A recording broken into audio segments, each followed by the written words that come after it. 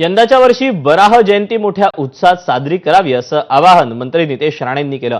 वराहाला आपण विष्णूचा अवतार समजतो, त्यांचं महत्त्व भावी पिढीला समजावं यासाठी 25 तारखेला जयंती साजरी करावी असं आवाहन त्यांनी केलं। नवी मुंबईमध्ये आपण स्वतः वराह जयंती साजरी करणार असल्याची माहिती नितेश राणे यांनी दिली। आमच्या सणांना कुणी विरोध केला तर हिंदू समाज चोख प्रत्युत्तर देईल असा इशाराही राणेंनी दिला। तर याबाबत पाठ्यपुस्तकात एखादा धडा यावा यासाठी मुख्यमंत्र्यांना पत्र दिल्याची माहितीही नितेश राणेंनी दिली आहे। येणाऱ्या 25 तारखेला जे आपण वराह जयंती जी साजरा करतो त्या जयंतीचं महत्त्व नजरेसमोर ठेवून